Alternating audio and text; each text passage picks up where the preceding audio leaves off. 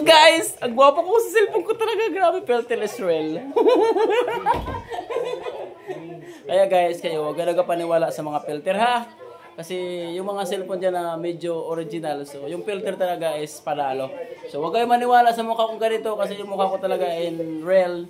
So, maitim ako at marami akong mga tagyawat guys. So, shout out sa inyong lahat.